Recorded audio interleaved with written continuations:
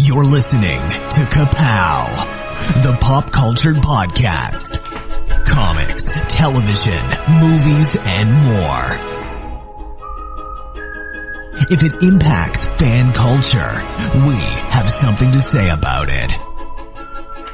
And now, your hosts, Jordan, Cliff, and Seth.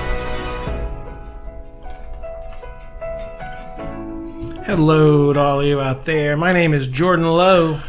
Cliff Barnes. I'm Seth. And you're listening to Ka-Pow, the pop culture podcast. Guy out front should have told you. Yeah.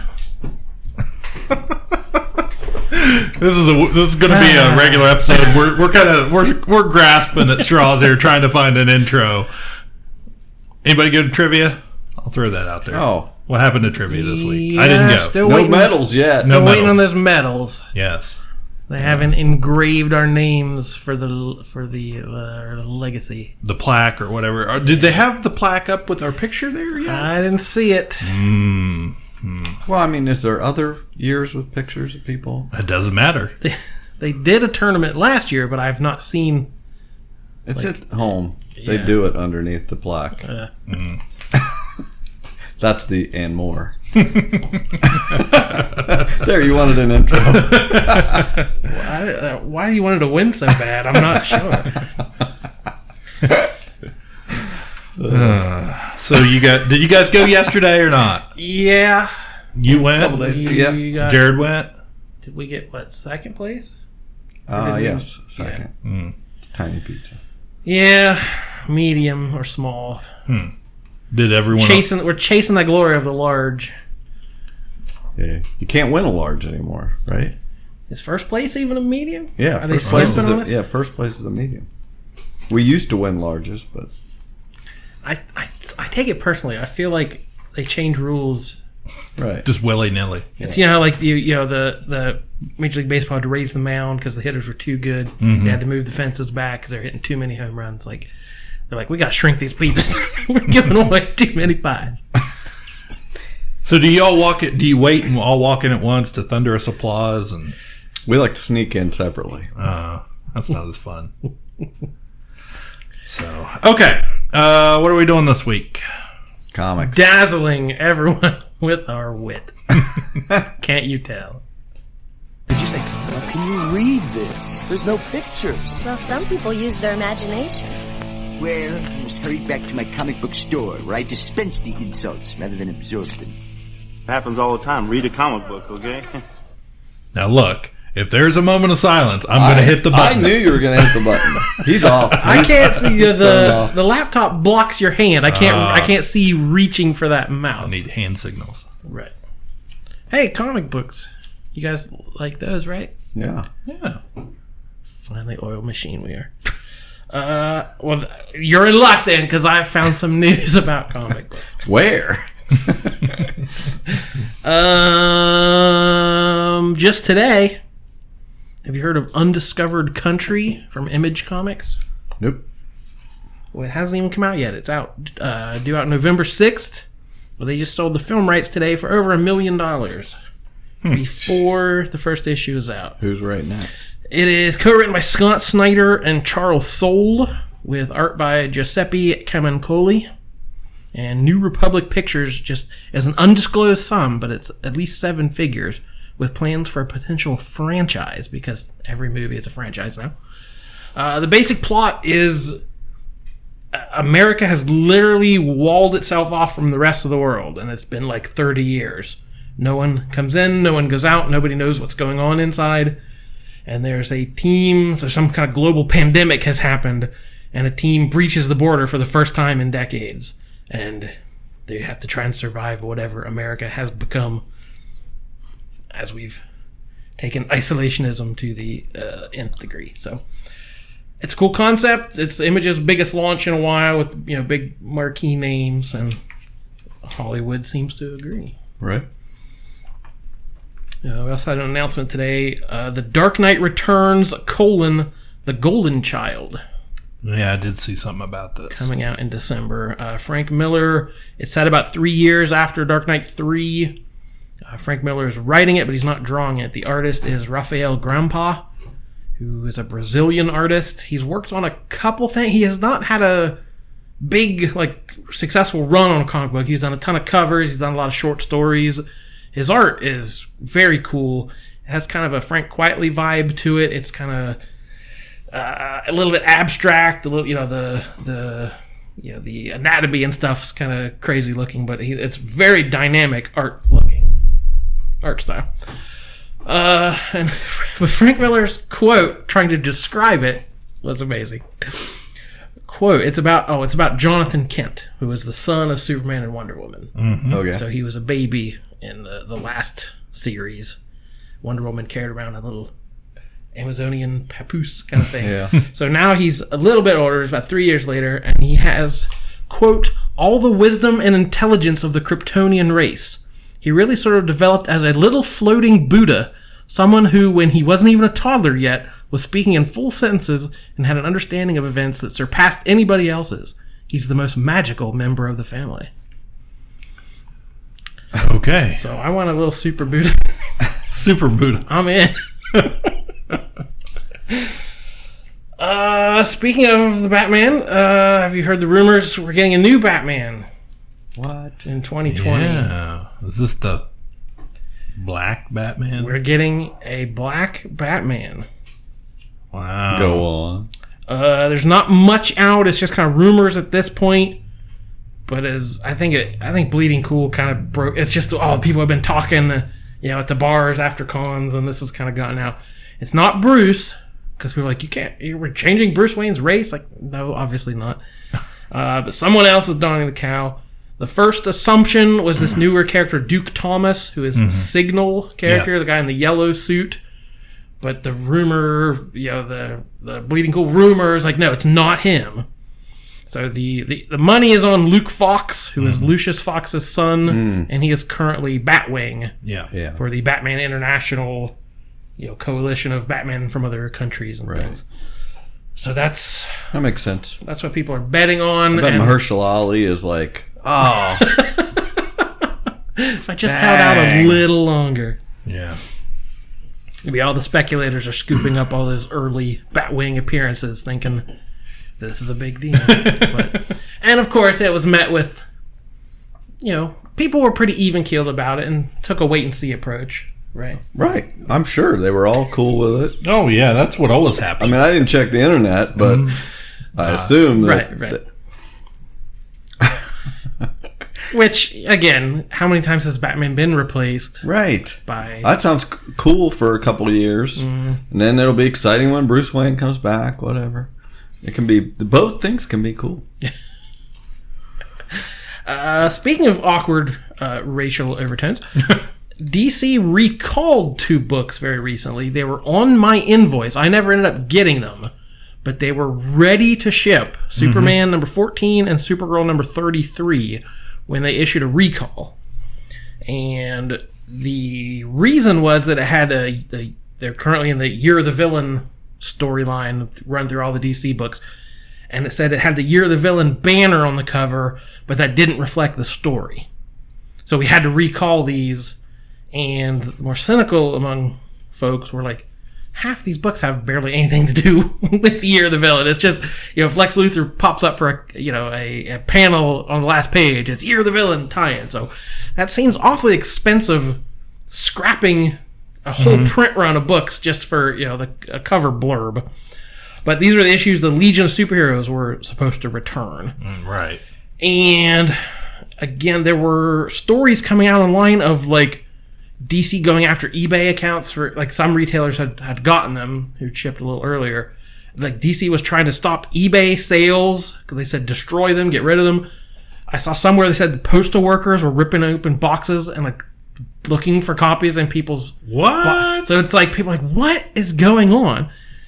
And again, mostly led by Bleeding Cool. I do look at other websites, but this is the one that usually has all the gossip and rumors and stuff. But they had put out a few teasers and promo images of the Legion, and they had changed the race of a couple characters, because when the Legion came out, these are the characters from the year 3000. Right. It's the future, and they were all white. So over the years, they've tried to be more inclusive and add diversity to it. And they've changed a few of the characters around for this even more modern take on it.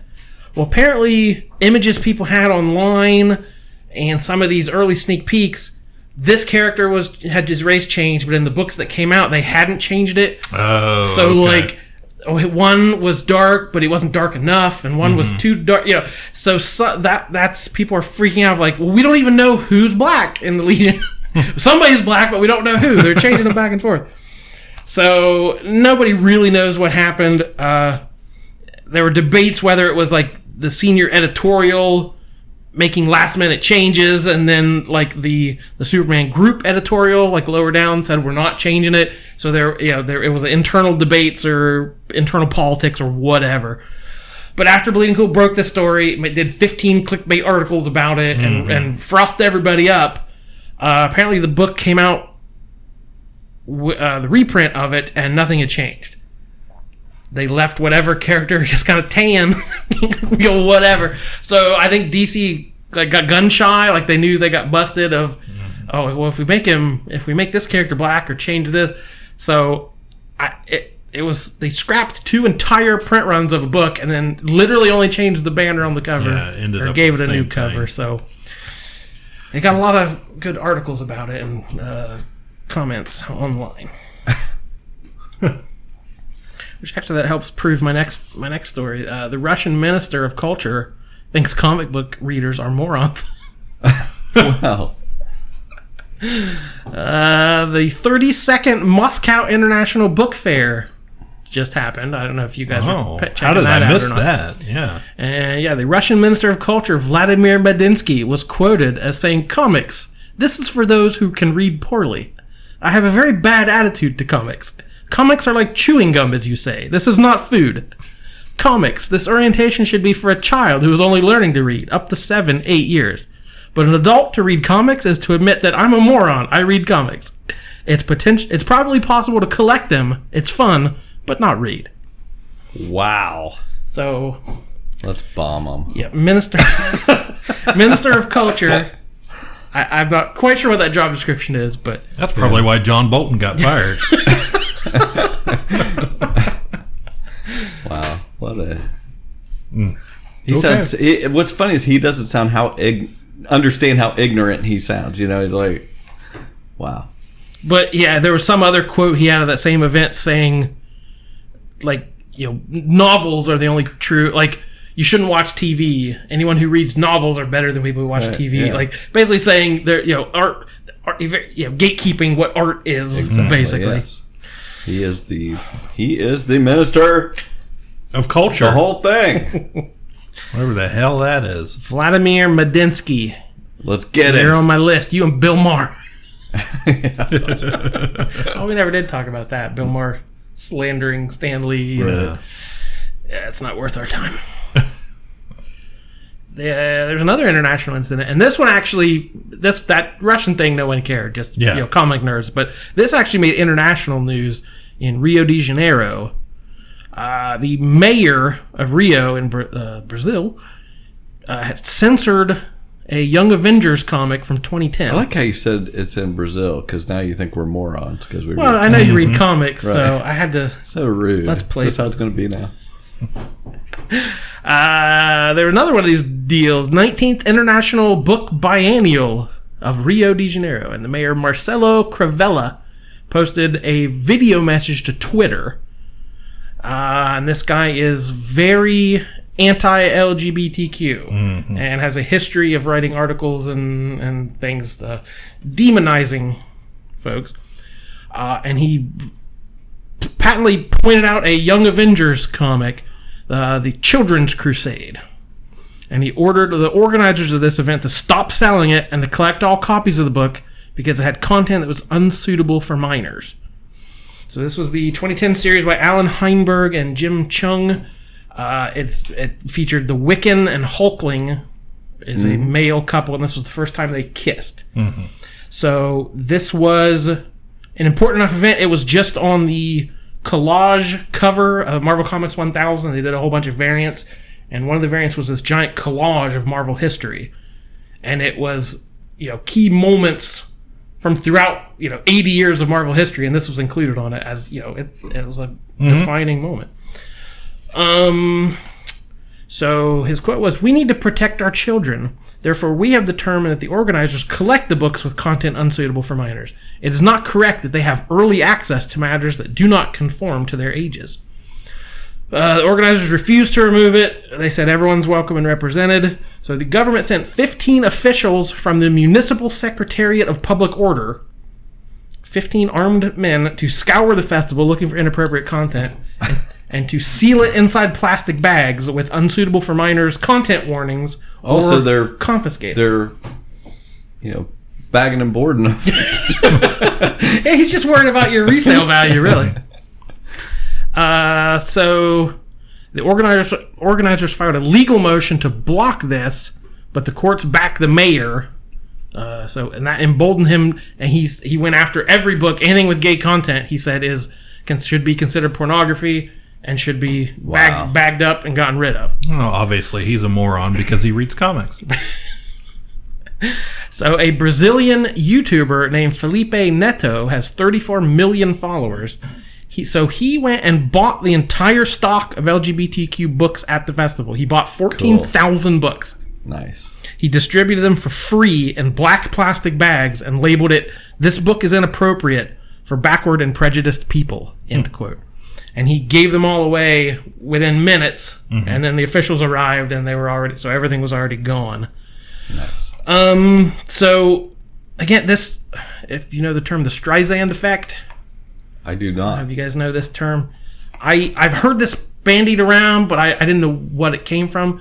Apparently, about a decade ago, some photographer took pictures of the California coastline and had them on this website archive. Okay. And one of them was Barbra Streisand's house. And she didn't like her house being online, so she filed a lawsuit and sued the guy, did a legal petition. And before all this, it had been downloaded and viewed 6 times. Right. And it said twice were her lawyers looking at the photo. Right. After this hit the fan, it got downloaded hundreds of thousands of times. So that is now the thing for calling attention to something you don't like. Yeah. Adds fuel to the fire. And people I have to see what this is. So the book sold out within an hour of the initial announcement. Demonstrators marched through the event. There were rainbow flags everywhere. People held kiss-ins, sitting in public displays of affection to show we're not afraid. The most read newspaper in Brazil posted the artwork, the Jim Chung, Wiccan, and Hulkling artwork on the front page above the fold in a giant color photo. Wow, that's awesome. This guy should talk more often. So yeah, it made CNN. It made it made the rounds all around the world, and all the LGBTQ blogs and How do we take advantage of that? We gotta do something controversial. We need to find we need to find somebody that gets offended by something we've said or what can we ban? We need to ban. Yeah. We'll be on CNN. We'll think on that. Well, you guys been reading anything? Yes.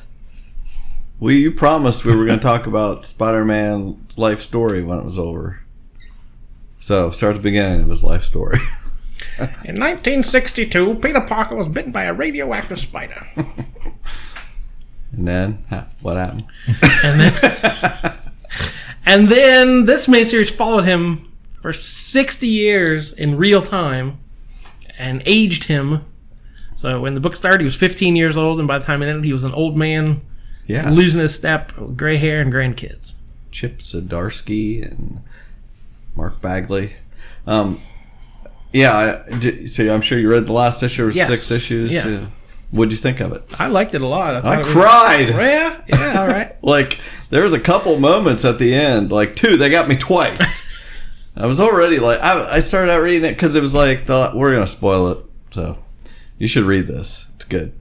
But he's he's old now. How old would he be in that last decade? Was it set 70s? Was it set in 2019 or? Yeah, I don't remember if it was set in the near future. Yeah, it was in the teens. Yeah. But anyway, he's old, and he and Miles Morales go to space to do something. Stop some terrible thing, and that is not important.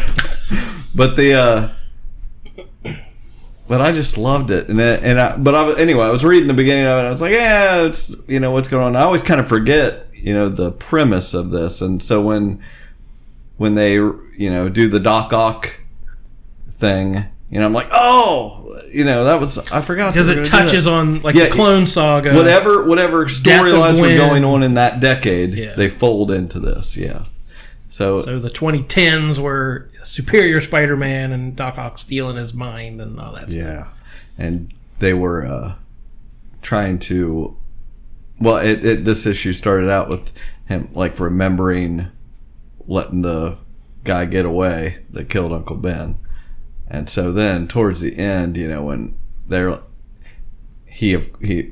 when he says, "You're my jackpot," or whatever to Mary Jane, and then everything blows up. I was like, that was so good. And then there was still another button on it at the end of him remembering how it all started. And I was like, this is so good. I was just totally caught up, and I was like, I listened to iFanboy talk about it, and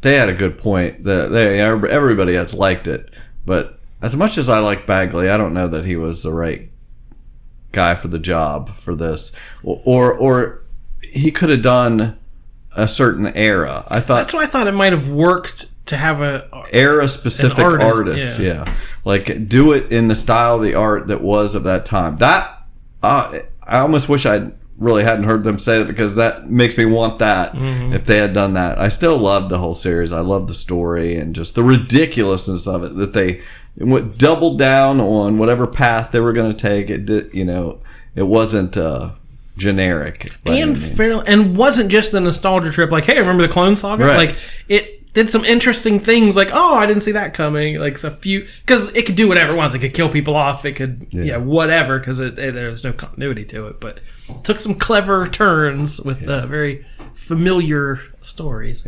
So check out Spider-Man : Life Story. It was good. He's in his 70s, it says in the last issue. A few other things that have come out recently. Oh, you picked up Superman Year One, didn't you? This is Frank Miller writing, John Romita Sr. art. I think the art is gorgeous. The color is the big thing to me. It's so colorful, and the bigger pages probably adds a lot to that. This is kind of an oversized 3-issue series. I like that magazine size. It kind of makes me wonder how much more. Well, I do like getting an omnibus of certain things. It does really make things look better the larger size. But I enjoyed this second issue for the most part. I thought it kind of lost its way towards the back half with the undersea stuff got a little crazy. But again, I don't know how well you know Superman's backstory, and if you know Lori Lamaris or the Silver Age, he had a mermaid girlfriend. Right. I mean, I assumed that was based. So, if you're a Superman fan, you're you'd be like, yes, they're bringing back this goofy history. But I like that. It didn't do much for me. That, but there was a part where it drugged there, he's fighting. Yeah. Anyway, but so far I'm in. I can't wait to read. There's only one more part though, right? Yeah. So the first issue is him as a wee little kid on the farm.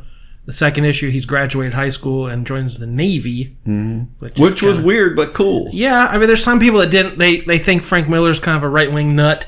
Put a gun in Superman's hand. That's crazy. But he handled it as well as I could imagine, because I was imagining pretty bad.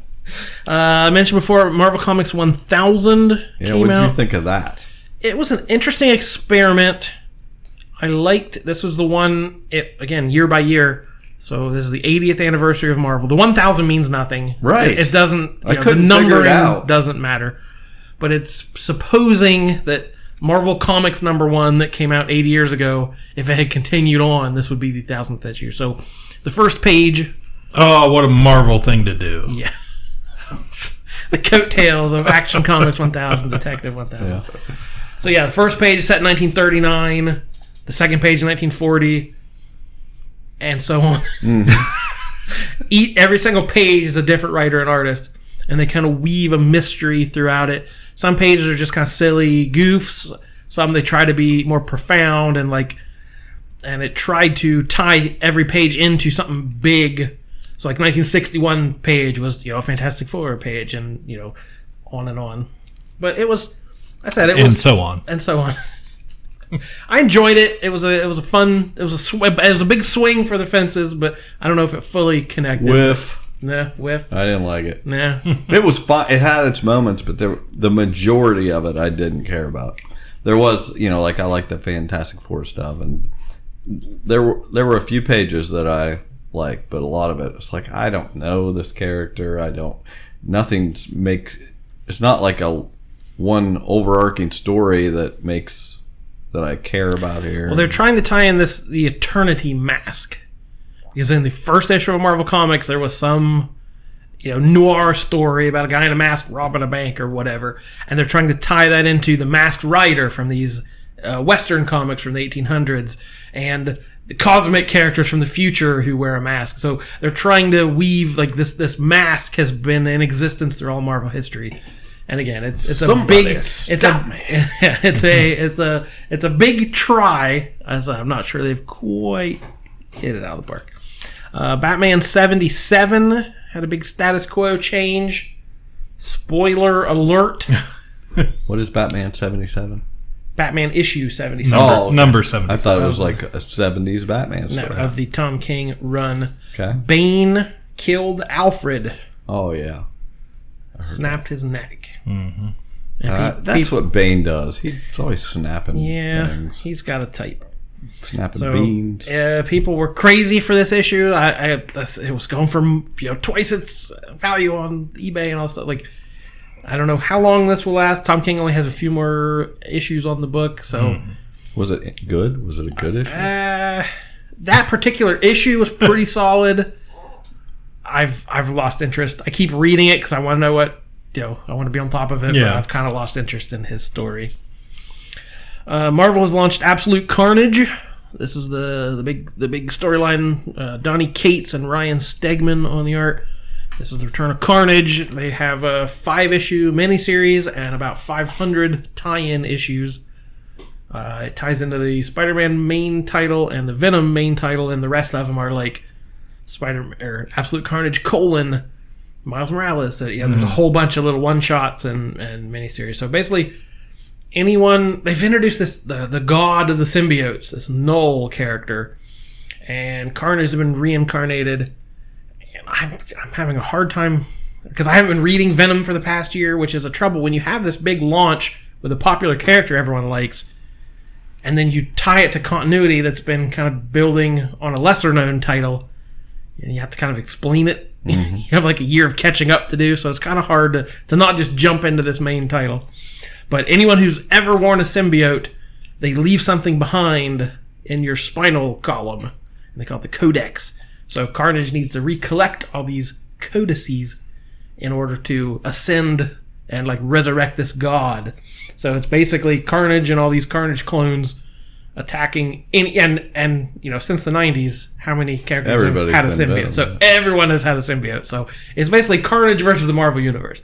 And it's a big, gory action story, and it's fun, but there's also like cosmic weird space god stuff that I'm not that interested in. But the other big Marvel thing are Jonathan Hickman's return for the House of X and Powers of X or Powers of 10 is what you're supposed to call it, but I refuse. I'm just calling it Powers of X. This is the big swing to bring the X-Men back to glory. I might review it a little later when the whole thing's done. Because right now I'm enjoying it, but I can't quite explain. There's multiple timelines. There's past, present, future. There's reincarnations. They just killed off a couple of main characters, so I might have a different opinion when it's all over. It might all tie in and be brilliant, or it might all completely fall apart. But when this is over, they're relaunching X-Men, and they're coming out with about 8 or 10 titles. They're bringing back Excalibur, New Mutants, X-Force, the Fallen Angels, the Marauders, like any X concept from the 70s and forward seems like it's coming back. But yeah, Marvel's going all in on the X-Men stuff, which, coincidence, after the film rights return to them, then we're going Imagine that. We launched Batman Superman, a new ongoing series by Joshua Williamson and David Marquez. This is the team-up book. This is a follow-up to all the Batman Who Laughs stuff. So if you enjoyed Dark Knight's Metal or the Batman Who Laughs series, this is the follow-up to all that, and you're going to get the fallout. The character's still around, and he's infected several people throughout the DC universe. And it's kind of like sleeper agents. You don't know who has been infected by this evil Batman. So, pretty fun mystery story. People, there's not everyone wants another Batman book, but it's different enough that it's its own kind of thing. You don't have to follow all the other Batman titles if you just want to follow this one. Legion of Superheroes are coming back. We have a 2-issue series called Millennium. And this is written by Brian Michael Bendis, like I talked about before. The Legion, people love the Legion. I'm not a DC person, but it seems like, if you're a Marvel person, you love the X-Men. If you're a DC person, you love Legion or the Teen Titans if you're from a certain generation of reader. And I had a guy, he has literally not been in the store for like 4 years. Came in and was like, all right, I'm giving them a chance. I want to see what they're doing with the Legion. I was like, all right, welcome back. So it sold really well. Like it basically outsold Batman this month. Because there's a whole group of people who really love these characters, and they have not been around for a long time because we've had to simplify continuity and. Who are the characters? In the Legion of Superheroes, like Lightning Lass, Saturn Boy. Girl. Saturn Girl. Yeah. Okay, go on. I don't want to embarrass myself by saying something. Bouncing Boy. Ugh. So it's the cast. It's like the X-Men. It has a cast of hundreds of characters. Yeah. Phantom Girl, Phantom Woman, Triplicate. Yeah. Girl. Yeah. Matter Eater Lad. Yeah. Let's go back to what you're saying. But yeah, this is a Pancake Boy. They have tried to modernize these characters. Woman. Yeah, they're supposed to be from the future, right? But they're very retro, right? They go back to the 50s, so they have that. They've had that very retro 50s. Everyone's a lad or a futurism look to them. So, but this was this first issue was all written by Bendis. It had art by Jim Lee, Dustin Nguyen, and Andrea Sorrentino, and it was a pretty sweet issue. I've never read Legion. I know very little about it, but it's kind of tying all the different DC futures together. So it has a character who finds out she's immortal, and she lives through, the Kamandi, the Last Boy on Earth continuity, and then it jumps another 1,000 years, and she's in this other. So it's all the many different futures we've seen from DC. They're trying to kind of tie it all up in a bow where they all still happened, but they're all. It's a little more streamlined now. So I liked the first issue, and I've never. There's no Legion book I can point you to. It's like, yeah, that's great. And then Spawn number 300 came out, tying the record for the longest running independent comic book of all time. Does anyone know the... Cerebus went 300 issues. So next month, Spawn 301 will break the record. It was a giant oversized issue. It brought back... McFarlane did some art on the inside. Brought back Greg Capullo. This is the book that kind of made his name. Had J. Scott Campbell do interior art for the first time in 20 years, probably. So, congratulations, Mr. McFarlane. What happened? We met She-Spawn. New Lady Spawn. Yeah. Odin doesn't like a Lady Spawn. Only the jokes you can get right here, folks. Something, again, it's not a book I've kept up on, but it kind of tweaked. If you remember, he had the counter. Yeah, from the original. I just book. recently read the first 10 issues of Spawn. Oh, I have not. 290 to go. Yeah, exactly. I don't know anything that happened after that. Is my problem. But it in those early books, it had the green numbers that were counting down. He only had so much energy, and this book kind of. And it has never run out since then. I don't know. Because the number was very low in this issue. Okay. But yeah, so.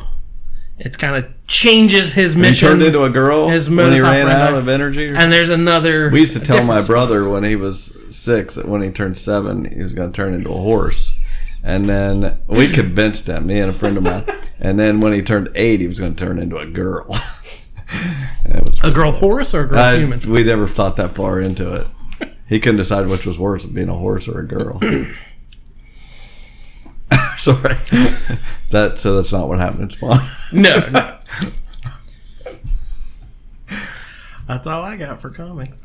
Okay. Is that it? Okay. I still got a little pile sitting on my dresser that I haven't read in a month, so. One of these days I'll get caught up on Galaxy's Edge before I jaunt down there. Yeah. And then you also have to read the prequel to Rise of the Skywalker. They're going to have that prequel series. And Marvel, they're ending the Star Wars books, right? In issue 75, Yeah. I saw sales have something been about that. down. Yeah, not so good. I think they're going to, I'm assuming around December, we'll reboot with a new first issue. Okay, moving on. Hello, Dolores. What the hell is a sticky maple? Run, Barry, run! That's what I do. I drink and I know things. Go get him, Supergirl. Well, what does this guy look like, anyway? Oh, he's a little guy, kind of funny looking. Uh-huh. In what way? Oh, just in a general kind of way. Exterminate! Little pig, let me in. These violent delights have violent ends. That's what she said. Groovy.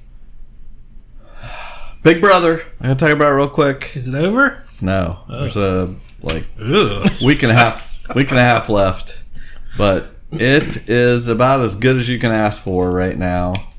This season started out, first 40 days were a clunker because they did their twists where people that got kicked out were still in the house, so nobody was going to do anything cool because they knew the people would still be there. Terrible idea.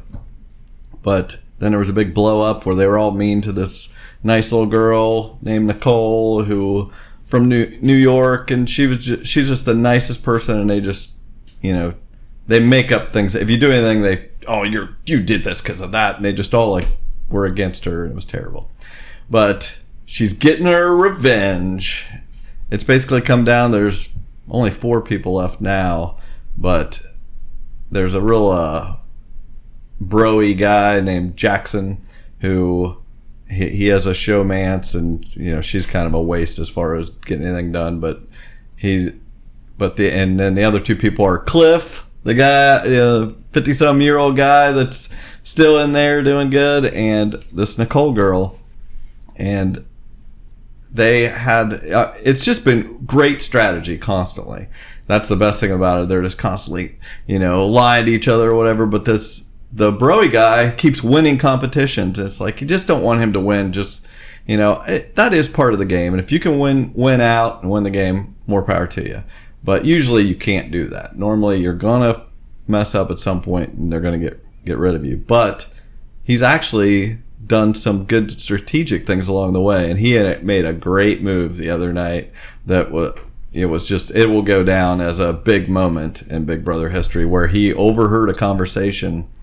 And there's been a lot of eavesdropping this year. Oh, was he standing outside a door and he heard them all talking about it? Yeah, they put it on the episode the other night, but we didn't get to see a lot of the fallout yet. But he heard them talking, and then he hid, went and didn't get caught. And later he came to people and was just like, now, has he been offering you this exact thing? And used the wording saying he's been telling me that too, and da-da-da. And they had to eventually face off. They're yelling at each other, and he was crying about it last night on the feeds. I hated that I had to do that to him because the guy he lied about got voted out because of that. And he just had to lie, and the guy was like, I didn't say that, or I didn't tell him that. And just it's such a great move. Anyone that trashes him for that, whatever. This is a lying game, and he didn't come here to make friends. Exactly. So I loved it. I was like, now he deserves just as well as anybody else to win, as far as I'm concerned. So I'm happy that I'm going to be happy with the winner no matter what, because there's no way that his girlfriend's going to win, and the other 3 I like all of them. So. Yeah, pretty I flipped exciting. over just for a few minutes the other night, and it was that he was standing outside the door listening to people, and then I watched for a little bit, but the guy was sitting there with no shirt on eating sunflower seeds, and he had a Gatorade bottle he was spitting the shells into, and it was almost full. And I was like, how many? Is this the same bottle? I just became fascinated with his sunflower seed regimen, and I couldn't concentrate on anything else, so I had to turn the channel. Oh my. Anyway, it's good stuff. It's one of the better seasons it's turned into in the last few years, so it's back. Got renewed again for next year. I'm excited. What have you been watching, Cliff? You got a list there. Yeah, just a couple things. Last couple episodes of The Righteous Gemstones. I've caught up on it. Yeah, I'm not caught What up. do you think? I like it. I do too. With each episode, I like it a little bit more. Well, you did tell me the other day that I can get back into it. They're not all hour episodes. Yeah, your biggest complaint, you thought it was Too much slow filler. paced. Yeah. But only the first episode was the long Yeah, one. and they've gotten a little better each one. Cool. So I think we left off. We covered episode 2 or mentioned it, I think. So episode 3 they had it was titled "They Are Weak, but He Is Strong." My sister's gone. You over here drowning. Don't talk about Amy Lee. I'll talk about her whenever I want to. She's my sister. Eli, you ain't the only one that misses her, you know. I think about that woman every single day. Well, you should have done that while she was still alive. You're trying to cash in on her name every chance you get and were nowhere to be found when she needed you most. I had my hands tied, Eli, with that whole Christian cruise ship thing. I was at sea. It was impossible for me to get back here for her. That nonsense never got off the ground, and you know it. Well, I was busy pricing vendors. You're a two-bit con man. A con man? Then why did you invite me back in the fold then, huh? Because I felt sorry for you. I thought that's what Amy Lee would want. I thought helping you would make me feel better. I was wrong. Well, I ain't no charity. I'm a commodity. I'm a known name in this industry. You lucky to have me. How dare you see me as less than what I am? You less. That's what it is. You less. I should have guessed this is what would happen with you. You haven't changed a bit all these years. Still as pathetic as you ever were. Pathetic? Well, how about this then, huh? How about that? I quit. How about that? Who's pathetic now, huh? You are. You are. You righteous gemstone. You pathetic. Don't call me, I'll call you. Is that Baby Billy? This is Baby Billy. They introduced Baby Billy Freeman, played by Walton Goggins, in his bright white, I wondered, slick back hair. Why they made him up to look old and weird, and then they're showing flashbacks. Like, we're going to get some of his younger days out preaching with a younger, Dan Connor, what's his name? John Goodman. John Goodman, thank you. So they've kind of aged those two a little bit, I think, in order to show some flashbacks. So that's a great wig. Yeah, a great wig. He's got the bright. His teeth are as bright as his hair. Yeah, and so they introduced Baby Billy. He was Amy Lee's little brother, who was John Goodman's wife, who has passed away. And they are bringing him back into the fold of the church to run a new branch in a shopping mall at a former Sears location into this new area. I think it's Locust Grove is the town, the small town or whatever. So they're trying to take over there and run out the established churches there. So steal them congregations. Right. So, they're trying to wipe out the competition. Eli gets mad, and after a service, they come out, and all the cars in the parking lot are peppered with flyers from the other church talking about all the bad stuff they've done. So he gets mad, and they confront who's the actor? Young Guns. Lou Diamond Phillips? No. Kiefer Sutherland? I like this game. Christian Slater? Hey, chicken, you see the size of that horse? That guy. I think of Young Guns. It's the first thing I would Jason think of. Patrick? Is that his name? No. I can just keep come on, no. I want to play Who's in Young Guns. Who else was in Young Guns? Emilio Estevez. Dermot Mulroney. Oh, Dylan McDermott? Yes. Why'd you say so? So, anyways, he plays Johnny Seasons, who's a pastor of a small church around in that neck of the woods. And so Johnny Seasons, has sicked his good old boys to take down this new church in the Sears that Baby Billy's running. So it ends up Baby Billy and his much younger wife are there when the posse comes in to start tearing everything up. And just in the nick of time, old John Goodman, Eli, comes in with his gun as he's coming to apologize to Baby Billy, and saves the day and makes him, well, you gotta watch it. I'm planning on. I'm trying not to pay attention to you. He was Dirty Steve Stevens in Young Guns. Dirty Steve, that's right. That's the important part of all this. That's all That's what we're taking away from it. Yeah, so it's, like I said, it's getting stronger. I think my wife's enjoying it. We're watching it together now. That was a pretty good episode. And then the last episode that came out, I believe last Friday, was called Wicked Lips. And this is kind of the Kelvin episode, which is Adam Devine's, the younger youth pastor. The youth? Yeah. And he generally, he's not my favorite actor in a lot of things, but I like him in this. Yeah. He plays that kind of like black sheep of the family. Everyone just ignores him and talks down to him. And plus, Keith having his back. Keith is the best character of the whole thing. The best guy on the show. I'm living for Keith right now. Keith is the reformed Satanist. And he's trying his best to stay away from Satan's clutches. Right. They keep tempting him, though.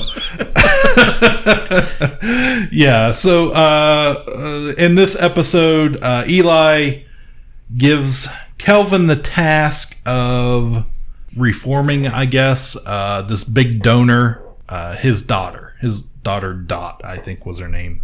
And this is a big, this guy's, owns chicken restaurants or something, and he's obviously giving them a lot of money, so they're going to have to. Kelvin has to win her over and bring her back to God and away from her horrible boyfriend. So Kelvin and Keith show up to, I don't even know what they called it, but to go through her room and rid her of like a cleansing. Yeah, it is the best part of the show. Yeah, I like how it's written. I like the way they talk to each other. They throw, oh, brother pastor, like that. It has that nice Southern kind of authenticity. I think, like how these people would actually, these things they pepper in the conversations. Yeah. So Kelvin gets the girl to come to his youth group in the Sky Zone, and he gets to show off some sweet jumping moves on the trampolines, and then they discover she's disappeared and went off with her boyfriend. And Kelvin, takes on, as part of his mission, he's got to win this one and show Eli, how good a job he can do. And they chase her down to to Club Satan, and old Keith gets tempted again. So, and I also like the guy playing the blackmailer. I didn't recognize him for the longest time, and I looked him up. He was the boyfriend on the Mick, that Fox show. That's where I know him from, and I really liked him on that show. Yeah, and he's good in this one too. Yeah. So, the oldest child of Eli, I'm trying to think of what I'm Pontius. No, that's his son, but the Danny McBride character. His oldest son Gideon, we found out is playing a bigger part than originally, in the first couple. And it took me longer than it should have to figure all that out. Yeah, but I felt a little dumb when it was revealed, but that's all right. Yeah, he's trying to tear down the family from the inside. So, but yeah, I really like this show. It's on HBO. It's something different for me. I love the cast. I always like Danny McBride, Walton Goggins. They're always great together, and John Goodman's always a winner. And I think this is a good show. If you're not watching it, you need to get HBO and check this thing out. So the other thing I had, real quick, is still watching BH 90210.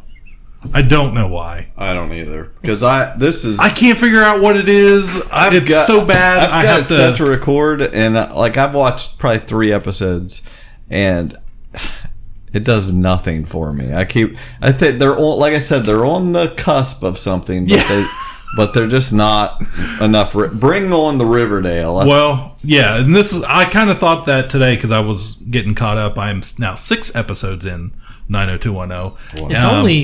Is it only 6 or? It's still going. Yeah, I don't know. Yeah. Only 6 so far. Yeah, okay. We haven't ended yet. Well, I thought the other night I clicked on the info and I thought it said finale or. Oh, maybe. Maybe it was. I don't know.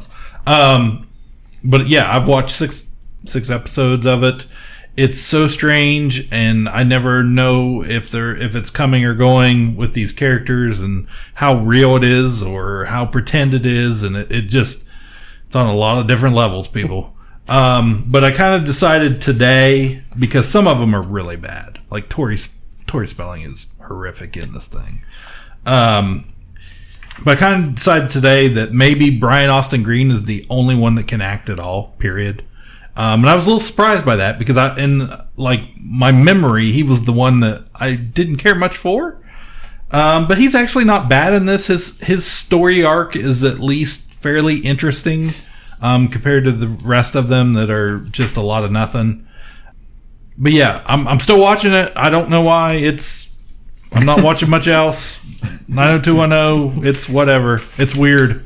Get on board, I guess. I don't know. Whatever. And we got news today that Shannon Doherty would be appearing on the premiere of Riverdale. Oh, yeah. Now we're talking. Okay. All right. I want a crossover. Oh my gosh. You woke me up for that. And for some reason, her character, Brent, she still plays Brenda Walsh, but no matter what scene she's in, she's always eating. Okay. Constantly eating. And I'm like, why the hell is she eating here? Why is she... Every scene she's putting something in her mouth. She's a Jones. Maybe she's one of Jughead's. Yeah. And I do want to... Go ahead. What? Oh, no, it just broke. It was on Entertainment Weekly. Okay. Had a picture of Shannon Doherty and the 4 main cast members. And Roberto Aguirre-Sacasa, the showrunner, said, quote, Shannon plays the person who tells us what happened to Fred. Okay, I was going to say, I bet it has to do with Luke. So I was like, oh, wait a minute. I tried to piece the plot. Like, why would some stranger... It's like, it's Riverdale. Forget about it. Yeah. She was there, and she's an unexpected source of comfort to Archie. A big piece of what happened to Fred comes to Archie through Shannon's character. The scene is so heartbreaking because you really feel Shannon's love for Luke. So they brought in one of his friends. Man, I'm on it. I'm ready. What's the premiere date? October 9th. Get ready, people. It's gonna be. Oh, it's coming at you. I was getting ready to get her new phone too, and I'm just thinking of all the screenshots. So much. It's gonna get ruined. You better get it one with a lot. I'm gonna give me a. Although part of me was kind of hoping a little bit that they never mentioned it. And it was just like, oh, Fred's at the grocery store. And like every episode, forever, for the rest of the run, they just kept having excuses why Fred wasn't there. What? Did you say something, Fred? He's in the next room. Yeah. That'd have been cool. That'd have been Riverdale. Yeah, that would have been Riverdale. Did you guys watch the season 4 trailer? No, I haven't watched it. There's a little teaser, just a short little thing. I thought about it and I was like, I don't know if I want to know anything. It didn't really. It didn't reveal anything. Just, it's cheerleader outfit. Oh, here's a glare between 2 characters. A bit of Cheryl. And there was one little, I couldn't tell. It looked like either a snake statue. What? Or a pile of pancakes that had been like petrified. And I was like, either way is great. I don't care. Either one is amazing. Both. Yes. Yeah. I paused it and I couldn't tell whether it was a coiled snake or pancakes. Well, I was like, I hope it's subtitles when I pause it, so maybe it'll tell you. Last thing I had real quick, just announced today, Jenna Fisher and Angela Kinsey are coming out with a podcast called The Office Ladies, all about The Office, and they're themselves are real life ladies. The Office Ladies. It's coming out October 16th. They're going to do one episode of The Office at a time. They are, if you didn't know, real life BFFs. And they're going to just talk about behind the scenes, about the taping, all their experience with each episode. They're going to do behind the scenes stories, answer questions from fans, which today Jenna Fisher was, they're already like getting ready to do it because she was putting out tweets today like, hey, we need some stuff for this episode. Do you have any questions or anything for just the general public? And I had a quote from her. She just said, on the announcement, as we close in on the 15th anniversary of the first show, seemed like a great time to share our stories and behind the scenes trivia. So I'm looking forward to that. I follow both of them on Instagram. They're very active.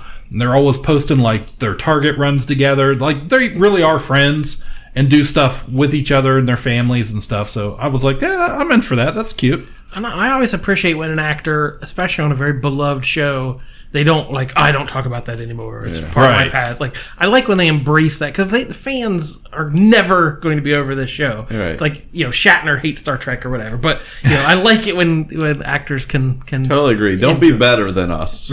Right. Get on our level. I watched Agents of S.H.I.E.L.D. Oh, the full... Binged it this week. Wow. 13 episodes, season 6. It's over? That was the whole season? Yes, it premiered middle of May, ran through August. The ratings this year weren't great, but it stayed fairly consistent. It has a core of fans. Like we said, the social media is big, and the download numbers are good. Streaming numbers are good, so... so you're telling me it's going to come back? Well, there's one more season. Season 7 is the final. I can't believe this show's went. I mean, we dig on it a little bit, but it's not. I don't watch something if I don't like it. I'm still enjoying it enough to stick with it. And this season was good, pretty good, good enough, great. That's all you can ask for. Good enough. And a lot of it was because it's 13 episodes. Yeah, the pacing was much better. There weren't any filler nonsense. There were some really good cliffhangers, and it was like right on the next thing, and the plot just kept going. How many people were left from the original cast? Well, we gave at the end of last season. I know this has been out a while. Even I'm watched spoiling the end of season 5 here. Coulson got a goodbye. They sent him off. He got to ride off into the sunset. Him and May professed their feelings. We had a good, happy ending. And then S.H.I.E.L.D. was being rebuilt. And I was like, on to the next mission. They made Mac the director. And it was like the perfect place to end it. They're like, let's do 2 more seasons. So I'm like, ugh. But, so, yeah, it's still got Daisy, Quake from the comics, Yo-Yo, Mac, Fitz, and Simmons. So there's still a recognizable cast, but they filled it out. There's a new guy, Deke, who was one of the guys from last season where they went into the future. There's this robotic synthezoid. He's a chronocron or something, some alien species. But that's my main gripe with the show is still... And I hate complaining about a show because it's not what I want it to be. Like, I expected, ground level S.H.I.E.L.D. agents in the Marvel Universe. It's the X-Files or whatever, where there's a bunch of strange stuff going on. And this show's become time travel, aliens, other dimensions... conquering monsters. Like it's a big sci-fi show, and then it's on a very tiny TV budget that keeps getting cut every year. So I don't know, it never was exactly the kind of show I really wanted. And this season 2, half the team starts in space, half the team is back on Earth, and there's this invasion of these parasite aliens. They're these bat-looking creatures that jump in your mouth and go in your stomach and like spread their wings out and like take over your nervous system and like turn you into a weird zombie. So there's this alien creature going to conquer the whole world by turning everyone into these bat zombie things. Until the end of the episode, in rides Clark Gregg looking like Mad Max and a giant semi-truck with like grating on the front and like armor. He's wearing leather pants and boots, and he's got a sword. As like he's got this whole crew that looks like they step out of the Road Warrior, and it's ridiculous, but also a little bit fun. So we don't know how he's back. He's called Sarge. He has no memories of being Coulson, so we don't know if he's from another dimension. He's a clone. He's a life model decoy. We don't know what he is, but it's insane. And again, there's a couple like scenes. It felt like The Thing, like the John Carpenter movie. Like they're all in a locked room, and like one of them has been possessed by one, and it's like they're trying to figure out who has been possessed, who's the traitor among us. So it's had some good episodes, good scenes, good pace. It came out in May and had zero ties to the Avengers movies. No reference to Thanos, the Snap, Endgame, time travel, nothing. Wiped it all out. Which again, that's the big selling point of this, was it's a weekly show set in the Marvel Universe. Right. It had zero references to anything Marvel. And I went today and looked at, there was a couple quotes of like, well, we didn't want to, because they didn't know when it was going to air, so they didn't know what they could spoil or where it would fit in the timeline.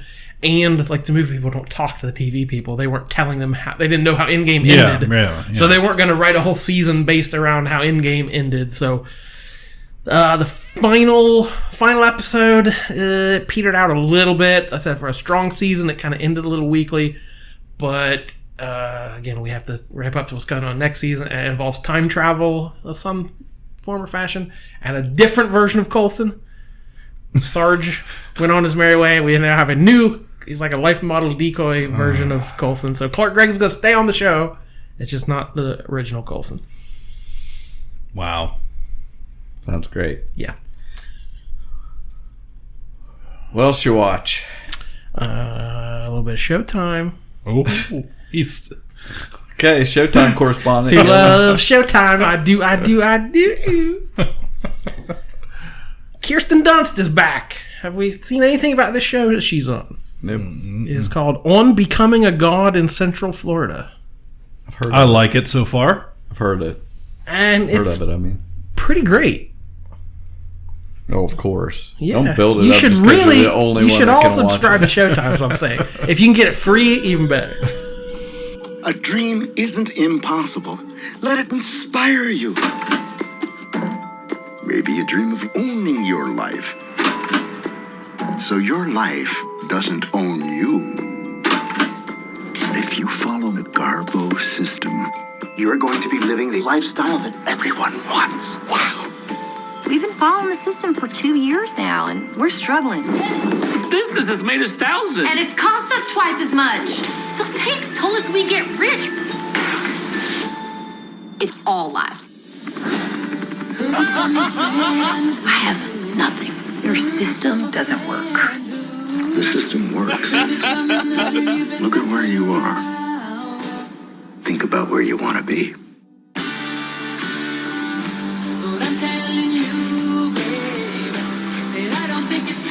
These people are brainwashed. Because of you. I could live with that. It's set in the early 90s. And Kirsten It's not free. Dunst. It's part of the package. Yeah, duh. Yeah, you gotta have that special package. But Kirsten Dunst, like, they say that about, this actress is so brave because they wear ugly makeup or whatever. But like, I don't find that brave. But like, she has a few extra pounds on her. She's got braces. She's got horrible 90s, like crimped hair with bangs. Like, just does not look good. This is not, bombshell Kirsten Dunst, Mary Jane era. Yeah. Like, she's, a wife and a mother, and she's a little bit past her prime, a few extra pounds. But, like, she's so good in this. And when they premiered it, they showed 2 episodes. And I normally don't like this. I don't want to stay for 2 hours and watch this, but I'm glad they did. Because the first episode, you don't quite get the gist of it. And then it's only till the second episode you get kind of where it's going. And as it progressed, I'm like, this has a little bit of a Breaking Bad vibe to it. And I'm like, I'm feeling this. And then every review I've read, it's the Breaking Bad of the night. Everyone has knows this. It wasn't some code I cracked. Reading about this, yeah. Yeah, so her husband is Alexander Skarsgård from True Blood and He's everywhere. Big Little Lies and many other He's going to be Randall Flagg. Mm-hmm. Yes. He is involved. Well, okay, the show, I didn't know anything about the show. I just happened to be checking out my Showtime package. It started at AMC. It was going to be an AMC show, and it was Yorgos Lanthimos was attached to it. He was going to be the showrunner. Then it moved to YouTube Premium. Well, nobody's watching where that. He bailed. And they're like, let's not do that. Then it moved to Showtime. So I don't know. The show seems like maybe it's been in production for a while, but I don't remember a bunch of hype leading up to it. It was just kind of on. I don't know if that's the Showtime way or not. But anyway, her husband is involved in FAM, Founders American Merchandise. So it's a multi-level marketing, was known as a pyramid scheme. Yeah. Very similar to Amway. It's like cleaning products and household goods. So she's doing the dishes and the dish soap and the sponges. It's all FAM products. The paper plates are FAM. Like their whole house. I went on a camping trip one time several years ago where a guy I went to high school with, super nice guy, good friend of mine, but he does one of those, and the whole trip it was trying to get me to do it. Recruit you to his downline? Yeah, it was just like, ugh. Did you do it? No.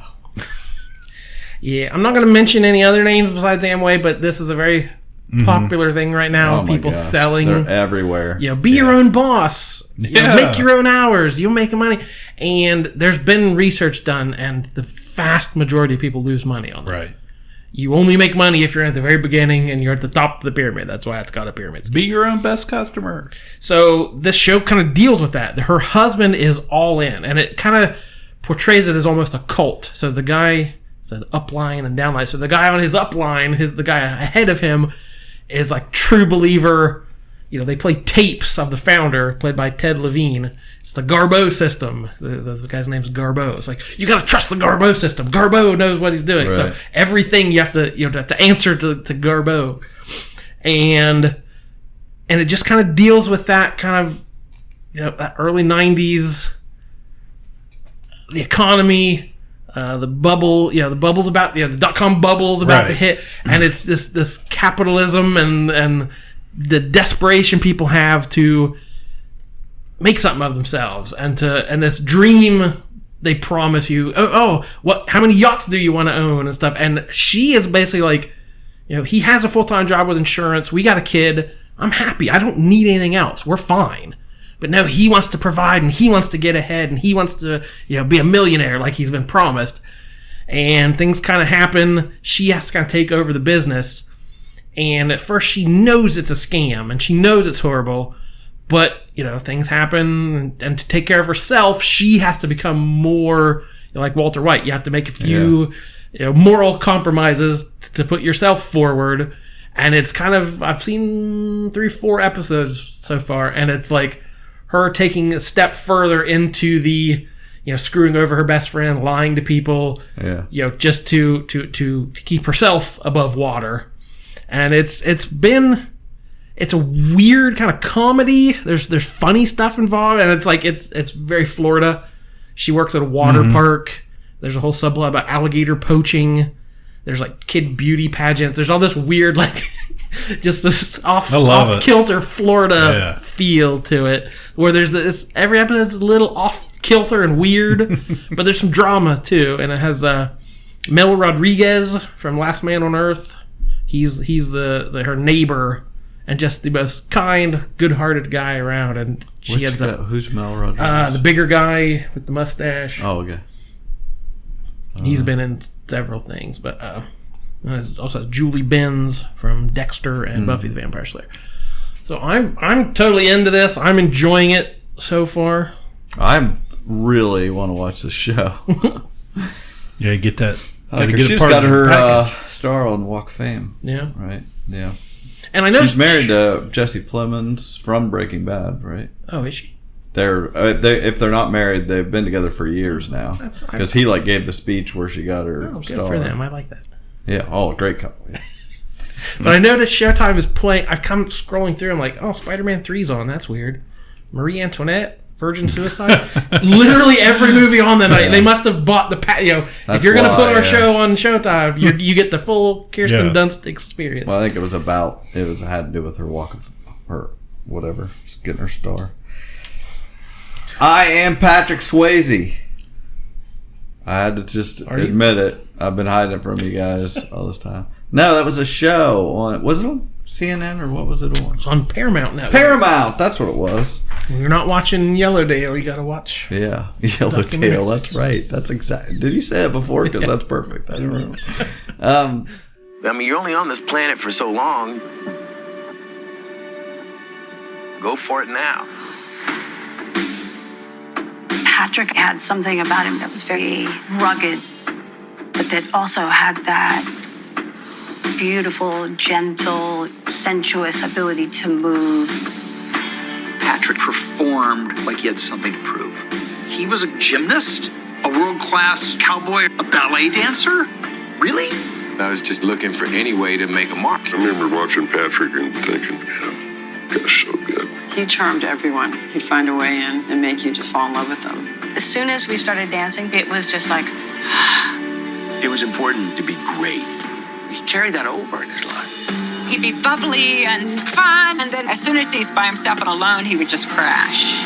Yeah, it was like one of those just life story type things about Patrick Swayze, who I like Patrick Swayze. He's in some of my favorite movies. And, you know, he died famously over a decade ago, I believe, and of pancreatic cancer. But it was one of those deals where you hear about their life story and you just like freaking fall in love with them even more. It was great to see the whole thing. You know, he's you said you watched this also? Yeah, I've always Patrick Swayze is cool. I like him. But it's never like, you know, I don't have a poster on my wall or anything. But it's like, yeah, I'll watch this, and then there's an in between stage in there between. Not for me. I'm either all in or all out. I like that. But yeah, like 2 hours later, I'm like, Patrick Swayze, man, the world needs more of you, man, buddy. His real name is Buddy. And I never knew that. I feel like you hear what was a star's real name or whatever, but I think his name. Did they just call him that? That's what everyone calls. Yeah, when you're close to him, he might have been like a junior or something. So okay. Like his dad was. Yeah, his dad Patrick was Buddy. I think his dad's name was Buddy. But anyway, yeah. But it was like whenever a star was sitting there, a talking head talking about him, they'd call him Buddy. It's like that's what they really called him in real life. But it had his wife Lisa. His brother Don Swayze, who's an actor, and you see him in bit parts around. Yeah. He's usually like part of a bank robbery crew or something. Yeah, he never became a big star, but he's a working actor. Mm-hmm. Talked to his agent, his manager, Jennifer Grey, Demi Moore, Rob Lowe, Kelly Lynch, Sam Elliott, C. Thomas Howell. Yep, and the best interview, Marshall Teague, the best guy, the villain of Roadhouse. I just looked up to see what his name was a minute ago, and it says for that role he plays Jimmy as Marshall Teague, which makes sense. This guy was like ridiculous on this. You probably tell it better than I can. Yeah, so he was because the thing goes through. When he was a kid, Patrick Swayze had ballet lessons, and he was his mom was a hardcore, dance teacher. But then he played football in high school, took martial arts, learned how to fight, was a cowboy, knew how to rope and ride, and he was. There's no way you could watch this and not be like, he is the coolest person to ever watch. Just him on the back of a horse with that mullet flowing in the wind, that's a cool dude. He just could do anything. He was so talented and athletically, gifted. So as Marshall Teague tells it, he gets to the set of Roadhouse, and they film the climactic fight, which if you've ever seen it, is a pretty epic hand-to-hand combat. It should be on a poster. Yeah, that's true. I've always said that. In the gaze of Brad Wesley's mansion across the pond. So Marshall Teague tells the story, and in walks this Hollywood pretty boy, and I see this ballet dancer, and he has no respect for him. He's not a true martial artist like he is. And the first kick to his chest, he barely feels it. He's like, "Oh, is that all you got? If you're coming if we're going to make this look real, you got to give me all you got." And the second one, he lays me flat on my back. And he reaches down and he gives me a hand up, and that moment I knew we were brothers in arms, and we said we're giving this everything we got. And he talked for 15 minutes describing the glory of shooting Roadhouse and how they just did that it was all real. And he's like, he picked up a tree and hit me with it, and that was not planned. And we kept going. It's just like, gee whiz, this guy's nuts. It was crazy, but it was great. But Patrick Swayze earned his respect. Yeah, that's the main thing. Right. It's like he was my compadre. But anyway, it's like he became super famous when he was on Barbara Walters. She came out to the ranch because they've got that ranch outside of California, outside of Hollywood, and because he didn't want to be down there with the people, his agent would make him go to premieres and things, saying if you want to keep fans, you got to show your face. Because it dealt with mental issues, and he had anxiety, and didn't always deal well with the Hollywood spotlight. Right. So but when he was on Barbara Walters and she asked about his dad and stuff, he cried, and boom, his fame skyrocketed at that moment because everybody watched Barbara Walters first off, and that was just Barbara Walters knew at that moment. Yeah, it was my compadre. If you shed a tear with me, I'm your brother for life. And then Barbara Walters hit him with a tree. Yeah, I'll never forget it. It's so real. He ripped her throat out. Anyway, Sam Elliott wasn't too different. He was like, he talked about it was a man's mijo. Man. Like, yeah, mijo.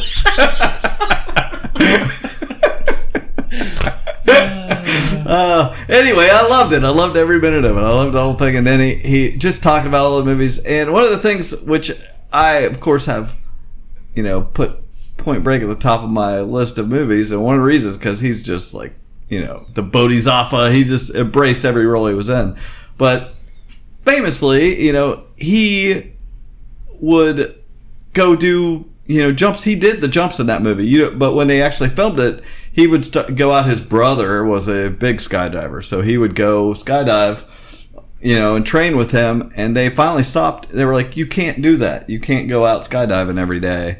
We have insurance things. Mm-hmm. We're filming a movie." So he stopped, filmed the movie. They did it all with a stuntman, and then after the movie was done, they'd done all the shots they needed for it. He went back and reshot everything that the stuntman had done. And then which they never do this, then they went back and reinserted all of his shots doing it himself. Like, the shot where he's saying, adios, or whatever he said, and he jumps out the plane backwards, for real. It's like, they even said in there, Tom Cruise, he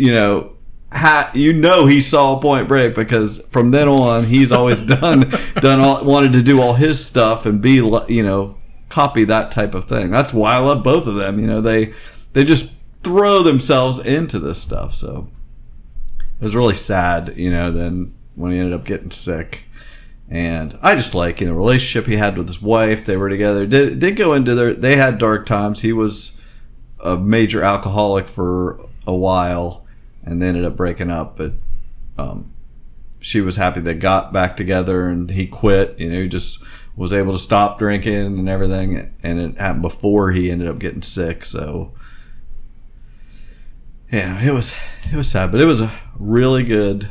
I like those documentaries about biographies or whatever. Good stuff.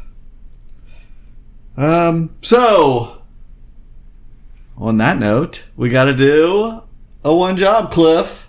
One job forever? Look, I have one job on this lousy ship. It's stupid, but I'm gonna do it, okay? You tosser. You had one job to do.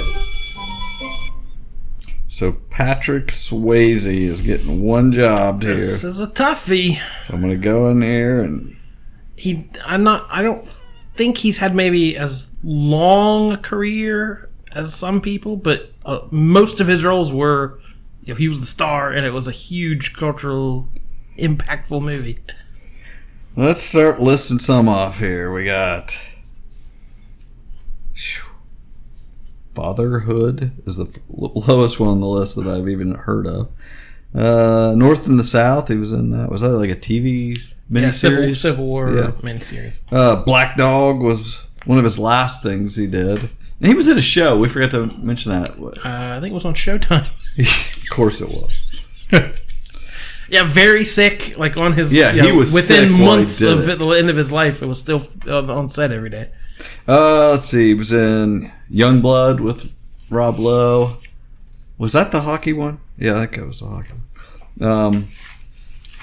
Let's see. Next of Kin. I was thinking Was Liam Neeson in that too? I don't remember. But that was just I remember there's some funny lines in there because he took it really seriously. He wears like a duster and it's all about this family stuff. Let's see. Tu Wong Fu, where he got to play. I honestly have never even seen the movie. Yeah, me neither. Wesley Snipes and who was the other? Oh, John Leguizamo. They were like cross dressers. But again, it pointed out like he took that role seriously. Yeah, Rob Lowe wanted that role. Yeah. Wasn't he the one talking about that? He's like, I wanted that role, and they're like, yeah, but you can't.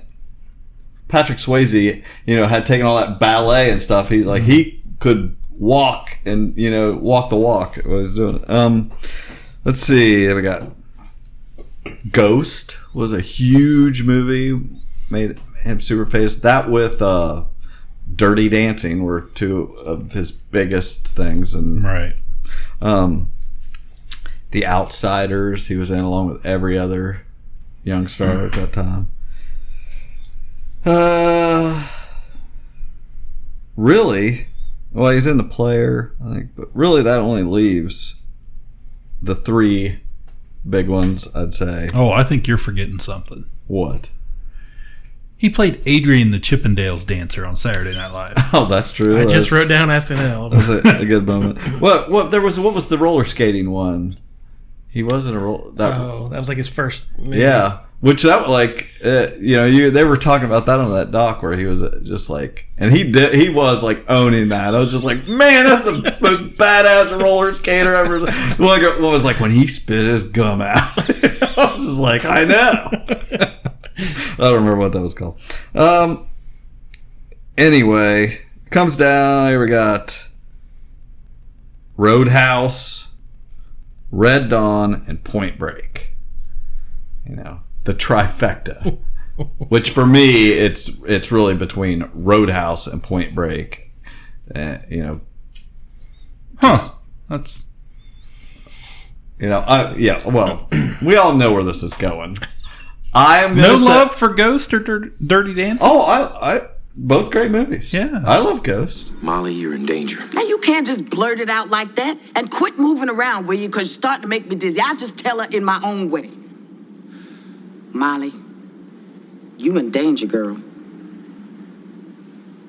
What are you talking about? I know the man who killed me. He knows the man who killed him. His name is Willie Lopez, and I know where he lives. His name is Willie Lopez. He's Puerto Rican. He knows where he lives. Write it down. He wants you to write it down. You write it down. I ain't no damn secretary. Just do it. He's so testy. Yeah, when we first came up with this, we realized we'd both seen this documentary. Like, let's do Patrick Swayze. I was like, oh, he's going to pick Point Break. I'm going to pick Red Dawn. So whatever Cliff picks. But I like that you're giving, they're giving this some love here because he honestly, but the problem is this is the Ka-Pow. We get to put what we want, but I think the public would put Dirty Dancing. I do too. I'd agree. Yeah. Like they'd have to do that. That's what he's number one known for is Dirty Dancing. Head up. Lock your frame. Lock it. Lock. Look, spaghetti arms. This is my dance space. This is your dance space. I don't go into yours. You don't go into mine. You gotta hold the frame. Again. Frame. Yeah, I can remember being in like third grade in elementary school. All the girls, that was their favorite movie, was Dirty Dancing, and watching it over and over and over again. And there for a long time, like, that was a common movie to, that would replay on network television on like a Saturday or a Sunday a lot. So I will admit, I have never watched it. Oh, are you serious? Really? I've never seen Dirty Dancing. Wow. Pretty good movie. It's a good movie. It's not, it's not. I have nothing against it. It's just not one. And I'm sure I've seen clips, and I know Nobody Puts Baby in a Corner. I know all the famous Endless Love and all that stuff. But she's like the great soundtrack. But yeah, I like Roadhouse as a even the documentary they call it the best bad movie ever made. It's terrible, but I really like it. I love it. I could also vote for Ghost. I mean, that's just a as far as a romantic. I did it. Let's let that sit for a minute. So you guys already know what you're picking. Girl. Well, I love Red Dawn. It is in my top 10. I could watch it any night of the week. I've got your top 10 in my phone. Good. I'm glad you do, because I don't. I love can't this wait movie. to tell you what it is. But as far as his one job, no, it's not the most iconic role. I get it, so I won't vote for it. But for me, I have to always stick up for Red Dawn because it gets put in the category with like Roadhouse. It's that cheesy 80s movie where a bunch of teenagers stop the Russians. And it's not that. Rewatch it. No, I agree. It's not that, movie. but I can't agree with that either. That's my thing. I agree. It's not a cheesy 80s movie, but it's not good. Like, I don't love Red Dawn. It's too long. It's too serious. It's too much. I rewatched it like a couple years ago. I was like, isn't it? I loved it as a kid. I was just like, oh my gosh, they're dropping down by my school. I always Let's go play war. Put Red Dawn together with that Tom Cruise movie with George C. Scott. Taps. Yeah. For some reason, I don't know why. Maybe I saw them about at the same time, but I always equate the two together. Yeah. I don't know why. Type of thing. You're in a school and there's serious stuff going on. But I also identify it's the Jed Eckert, Maddie Eckert. It's the brother dynamic, being an older brother, also being a younger brother. But I liked the role that Swayze had with the young Charlie Sheen. Not bad for a bunch of kids, huh? And at one point in high school, our drum line, we didn't tell them where it was from, but we gave everyone a nickname. I was Jed, my brother Jared was Maddie, and we named it he was a little off, so we called him Robert. Soul Man. Yeah. So and we gave everybody names, and the two guys in the pit were what are you naming after the girls? Yeah, Jennifer Gray's name. I can't remember. But one has a more masculine name, Tony. The girl's name was Tony. Yeah. And the other was Erica. So there's only one guy in the whole section we called Erica. It's like, why am I the girl? That story led nowhere, but I enjoyed it. I liked it. Yeah. So I was even for a very short time I was even called Jed. I'm willing to negotiate something. Yeah. Okay. I would vote Roadhouse. I'm telling you straight. It's my way or the highway. So anybody who wants to walk, do it now. If we wanted to make that, if we wanted to put our hands together, a mijo. All right. People who really want to have a good time won't come to a slaughterhouse. And we've got entirely too many troublemakers here. Too many 40-year-old adolescents, felons, power drinkers, and trustees of modern chemistry. It's going to change. I can also vote Point Break. Like, okay, yeah, it's right there too. So what's the biggest? Waimea? Ridden? Yeah. Kaha. Gain a point. Bells Beach, Australia. Whoa. No way Bells is bigger than Waimea, bro. We'll be next year. Odie believes the 50-year storm is coming next year. 50-year storm. What's that? That's kind of a legend. No, it's real. It's absolutely real. Everything moves in cycles. So twice a century, the ocean lets us know just how small we really are. A winter storm comes out of Antarctica, tearing up the Pacific. And it sends a huge swell north 2,000 miles. And when it hits Bells Beach, it'll turn into the biggest surf this planet has ever seen, and I will be there. So will I.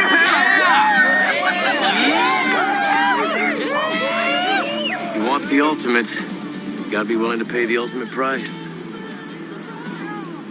It's not tragic to die doing what you love. All these movies, there's no real clear winner for me, so I can very easily be swayed. Yeah, Cliff, start. You give us a talk. Try to talk us into whatever you're thinking. Well, immediately, the two I thought of were Dirty Dancing and Roadhouse. Personally, I like Roadhouse. I think I know where this is headed. I think I can remember the first time I watched Roadhouse. We were on vacation. We were at my aunt and uncle's house in Jacksonville, Florida. It came on HBO one afternoon. I think we were waiting around to go do something or other, and I sat there and watched Roadhouse, and like I thought it was the greatest thing you've ever seen. It was amazing. Definitely. The first time you see that movie, well, every time you see that movie, you think, this is the greatest movie ever made.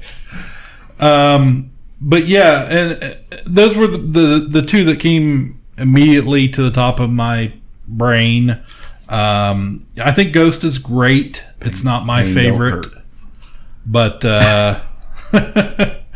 it's not my favorite, but yeah, I think there's something to be said for Dirty Dancing. I think that was probably his biggest mainstream hit. It was, like you said, there are certain things in that movie, lines or moments that live on forever. Nobody puts baby in a corner. I think that's what he's remembered for the most. Jennifer Grey is great in that movie, and Jerry Orbach, of course, played her dad. It's got a great cast to it. You know, this resort in the 1960s Poconos, when people would still vacation there and places like that. And this rich family goes for the summer, and Patrick Swayze is the dance instructor. And he's got his whole crew of dancers and kind of his ex-girlfriend. And they have, big parties at night. And of course the little rich girl, is just amazed by it. She's never seen anything like him or anything like them, and gets all involved in it. It's a great story. It's a great movie. It's Roadhouse. Take me down to the Double Deuce any night and muck it up. Double Douche. It's Roadhouse for me. Well, and I did get my nephew years and years ago. I taught him the line, "Pain don't hurt," and he whipped it out one time playing baseball. He got hit with a ball. I was like, pain don't hurt, and I was like, that. It was literally, it was the greatest, proudest moment of my uncling career. Your uncling career. Well, I think we did it. I think we're just gonna have to go with that. Yeah, I'm okay with the Ka-Pow history. James Dalton. Thought he'd be bigger. The name is Dalton. All right, we're pushing a little bit, but we got one more thing to get to. Well, let's fly through it. There's something very important I forgot to tell you. What? Don't cross the streams. Islands in the stream, that is what we are. Cross the streams. Okay, I only got one thing. I'm gonna say it real quick. Justin was telling us about Dark Crystal. Yeah. Age resistance. I thought I'd try it out. Everybody's saying it's great. I watched. My son and I sat down. We got food. We got ready to watch, and we made it about halfway through the first episode before he looked at me and said what I was thinking. He's like, "I can't eat and watch this because there's freaking snot coming out of the skexus, one of their noses, and it was so gross. It was like, turning my stomach." And I hate that part of it. But eventually I got back to it when I was not eating and finished the first episode, and it was freaking phenomenal. And that's all I've watched, though, is one episode, and I'm planning to try to burn through some episodes this weekend because it's just gorgeous. It's gorgeous. Yeah, it ain't no CGI snot. That's practical snot. That's real snot. That's puppet snot. I mean, I could do without that. But the rest of it's great. It's just got a bunch of good voice actors. Mark Hamill's in there, and it's just it's gorgeous is the main thing. It's got like a real Game of Thrones feel to it. I still remember as a kid watching that scene where they take the Chamberlain into and like strip him down of all his he has the feathers and they like he's this weird naked chicken. I remember being like so freaked out by the Skeksis and their weird twisted bodies. It's like, that terrified me as a kid. Well, it's amazing to watch. I'll tell you. I haven't watched any yet. I'm really looking forward to it. Carly and I had a conversation about it, and she's never seen Dark Crystal. I haven't either. So, okay. Well, I don't feel like I need to. It's our plan. We want to sit down and watch Dark Crystal first, and then really get into it because I really think she'll enjoy it. She's 12. Yeah. But right now I think she will because it's. I mean, I could see anybody liking this. Yeah, we just haven't had time to do it. Right now, we're so enthralled with junior high volleyball that she's playing every night and games all over the county that we just haven't had time to do it yet. And I'm so looking forward to it. It'll be there. So, you got any streaming? Nope. I have a little bit. Titan Season 2 on DC Universe. Season 1 we talked about. It was okay. Outsiders. Are we still with the subtitle? It was like no, Teen Titans. No. Yeah. This is Titans, the live action. Live action. Yes, it's out already. Yes, already out. Good grief. I watched episode 2 premiered today. I watched 1 and 2. It's getting better. I don't know if they've changed up some of the writers or what is happening, but it's definitely gotten better. I think just as the series has come out, like Titans came out and it was good. I had problems with it. Wasn't great in any way. Then Doom Patrol came out and was like my favorite thing. And then Swamp Thing came out. And of course, episode 1 premiered, and then they canceled it that day because of that. We talked about all that mess. But like it was highly acclaimed. So next we've gotten Titan Season 2, dealing with the aftermath. Season 1 was all about Raven, and it was the basic story arc. Was the Titans were done. Dick encounters Raven. They have to save her. They get Starfire. They get Beast Boy, and it had really good stuff about it. But Season 2, we pick it up at.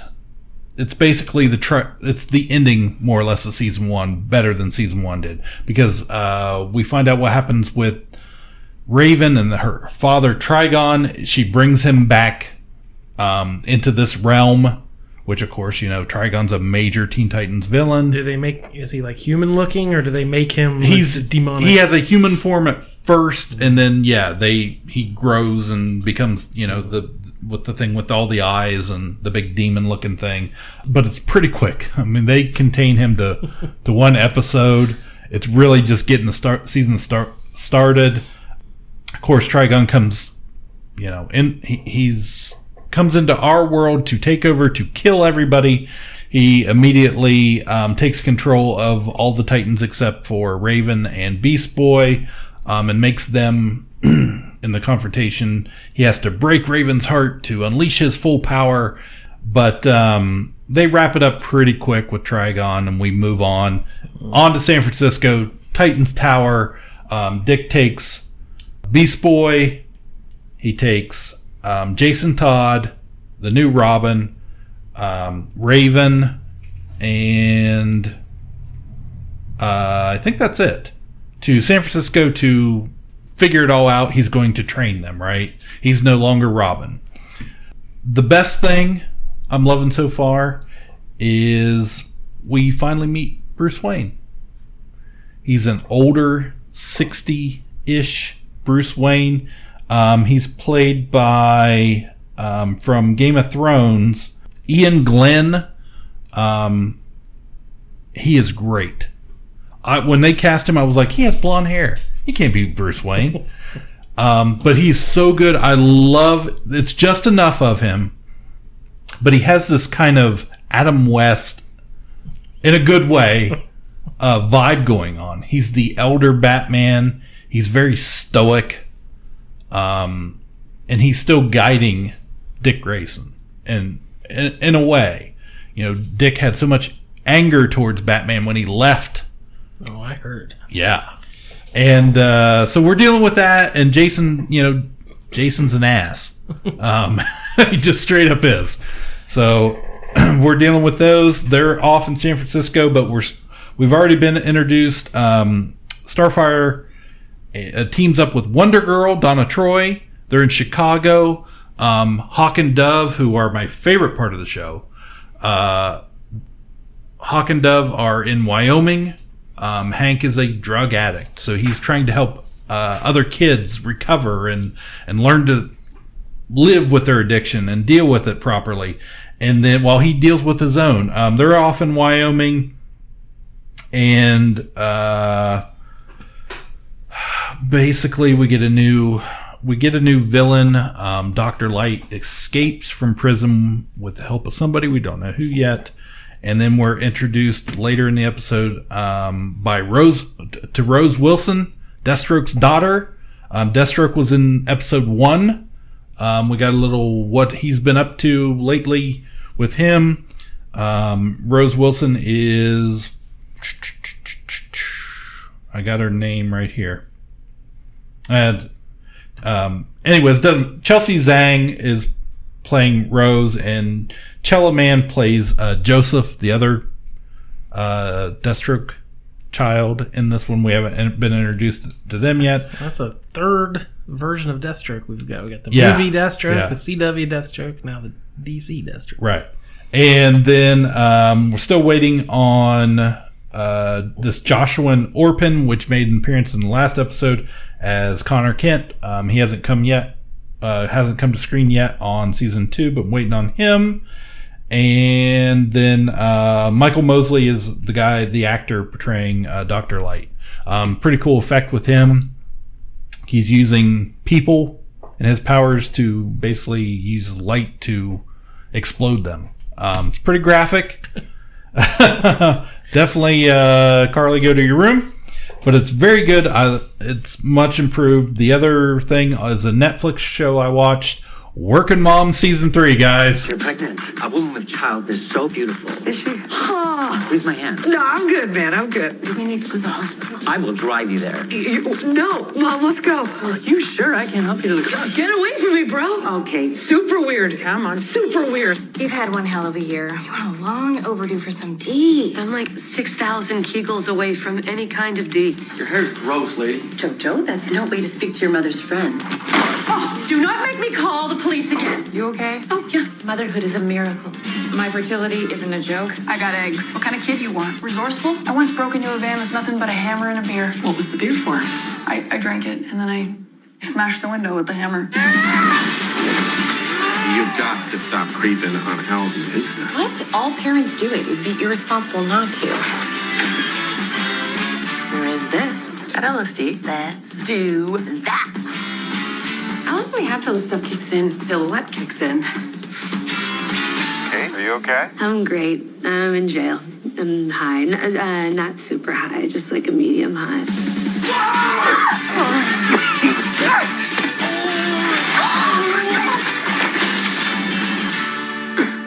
I almost said, what's happening on Workin Moms? Oh, man. It went down on Workin Moms. I think this isn't even a real show. I think he just makes up this stuff.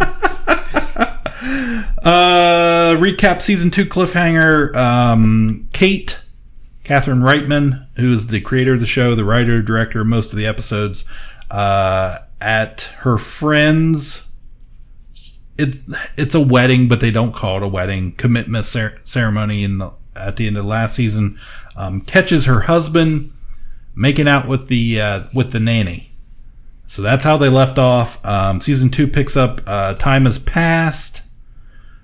She split up with her husband. She's started her own PR firm. So she is still working. She's still working. Okay, that's important. Still momming? Yep. She's got her own place now. And the other character's Anne is her best friend. She's the psychologist. Working. Yes, working. Anne has taken a job at a local school, or I guess university, as a psychologist or psychiatrist. I don't know which one she is. Doesn't really matter. And then Frankie has found her way back into realty and is doing quite well for herself after her separation and raising her daughter Rhoda. Mommin' and working. And Terrible Jenny is back. Terrible Jenny she was awful. Wasn't in much of the second season. She was the original 4th working mom. Then they kind of wrote her out because nobody liked her. She's back. Ringo of Workin Moms. Yes. She's back. She gets a promotion at her work. Of course, quickly the employees all hate her. She hires her ex-husband, Ian to be a business boy because once she gets a promotion, he's lost his. Sounds like a superhero team, Workin Mom and Business Boy. Yeah. Quick, business boy. Get back to work. Yeah, so she gets him on the books as a business boy. Of course, everybody hates her at her work now because she's awful, and they love Ian. But the best thing they did this season is they kind of removed Jenny and they replaced her with the Mommy and Me teacher Val. And Val is played by Sarah McVie, and she is great. She plays the ultimate weirdo mom, nuts out floating around in the clouds somewhere. And she has these horrible children, these teenage boys. But she is great. The best episode was episode number 8 called Girls Trip, where Kate, Anne, Frankie, and Val take a trip out into the wilderness. They get a cabin, they do LSD, and end up at the police station. It's really good. The other big thing is, I told my wife this after watching it. She finished it before I did, and she is a working mom. Well, that's why. And I was telling her, I said, I like every character and every story arc in the show except for the main character, and I cannot stand her. She is horrible. Catherine Reitman's Kate character, I don't like her at all. Instead of trying to fix her marriage, she's out philandering around town with these different guys and 22-year-olds. Making her unlikable, or you just personally don't like her? I think you're are you supposed to like her, or is she? I really do believe you're supposed to like her and like feel empathy that she's trying so hard, right? And something bad happened to her, but she just completely makes it worse. I do not like her at all. Her husband, who I thought it was was awful. He's having an affair with the nanny. It sounds like you really think it's awful. But then he needs paid for that or anything. It's like, come on, take him back. Yeah, it was awful, right? Yeah. But like what she does, like she takes what he does and doubles down. Like I was like, I like him better than you now. You're horrible. Well, if that was flipped, what if she kissed the mailman and then he went out dating? Would you be like, what would you think of him then? I would not like him. Okay. Yeah. Good answer. Yeah. I do not like cheaters. Okay. So, yeah. Workin Moms, guys. Season 3, it's out. It's available on Netflix. That's all I got, other than Disney Plus came out in the Netherlands and is available to them on a free trial right now. And I sent you guys a little video of a guy that was demonstrating it. We definitely watched it. Twice. No, I spent time trying to come up with lyrics for a song about working moms. Working with the coal moms. Working for a living. Working in a mom and then a mom and then a mom. That's funny because we were both coming up with our own songs. I had Working in the Coal Moms. I want to say one more thing about Big Brother. I was sitting here thinking about my son came in. I was watching last night. And he kind of knows how it works. If you get on the block to be voted out, somebody could win a veto and you could take somebody off the block. And he's like, hey, if we were in there together, he's like, would you, and you won the veto, would you take me off the block? And I said, I wouldn't win the veto. I'd throw it. So I didn't have to take you off the block. He's like, well, I'd get voted out. I was like, yeah, you're holding me back. Everybody thinks we're a duo. He's like, you answered that way too fast. He's like, would you vote me out too? I was like, if everyone else was voting you out, I don't want to stick out like a sore thumb. You're not going to expect me. Then I'll just get voted out next. He's like, he's really upset. He's like, well, I would vote you out too. I was like, you wouldn't vote your own dad out. You would go in the first minute you were there, like, do not call me dad. You would not want anyone to know you were related. I'm assuming they knew You would already be playing the game. Yeah, I'd get rid of him so fast. He'd hold me back big time. Anyway, let's get out of here. All right, that was fun, huh? Sure. Why not? Thanks for listening. Thanks for checking out our social mediums. Yeah. Thanks for going to our Facebooks and Twitters and social YouTubes. Mediums. That sounds like a title of a show or something. Social mediums? Yeah. Why didn't somebody come up with that? I'm imagining Jennifer Love Hewitt. I'm listening. As a working mom and also a spiritual medium. A ghost whisperer? Who is on social media. So she sees that. And I'm Seth. Goodbye forever.